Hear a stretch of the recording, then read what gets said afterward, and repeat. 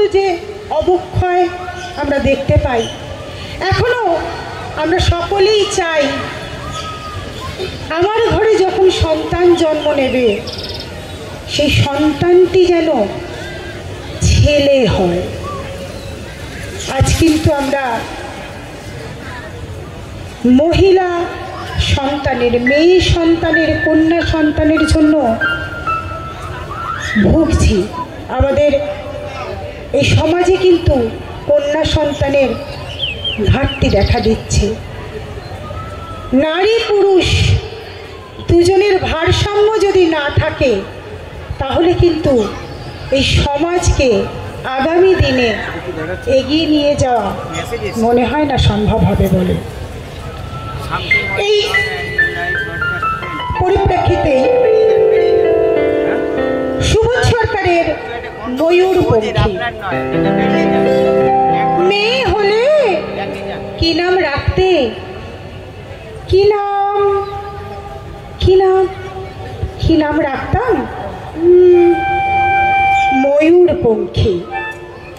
কম করে 19 জন কবি, লেখক, অধ্যাপক বলেছেন, বুঝলে এক ছেলে ছেলে নয়, তোমার একটা মেয়ের দরকার। ছেলে খারাপ হলে বিপদ, ছেলে ভালো হলেও বিপদ। খারাপ হলে সারা পাড়া অভিশাপ দেবে, আর ভালো হলে আমেরিকা কেড়ে নেবে। মেয়ে হলে নাম রাখতাম ময়ূরপঙ্খী। ছোট্ট ছোট্ট পা, ছোট্ট ছোট্ট হাত, টলমল করে এগিয়ে আসছে সে আমার দিকে। ময়ূর, মা তুই আমায় ভালোবাসবি তো? আমায় ছেড়ে যাবি না তো? অ্যাপ্লাই করেছ? জিজ্ঞাসা করলো সমস্বরে 3 জন। আমি বললাম দেখেও এসেছি। যে কোনো দিন হোম থেকে টেলিফোন এলেই ছুটতে গিয়ে তুলে নিয়ে আসবো আমার ময়ূরপঙ্খীকে।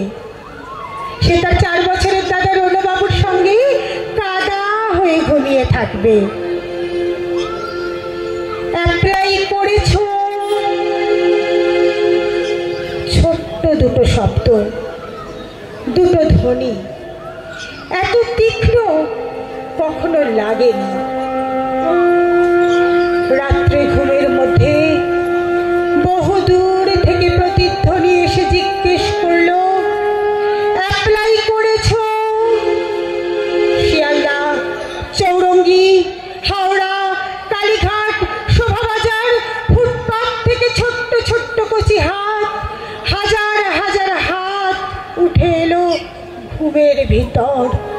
আমার জন্য তুমি অ্যাপ্লাই করেছ?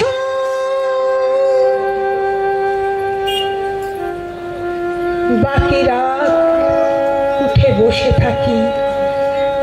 আমার সামনে কাক ভোর, ফুটপাত আর ফুটপাত। ঘুমিয়ে রয়েছে এক ভারতবর্ষ ময়ূরপঙ্খী।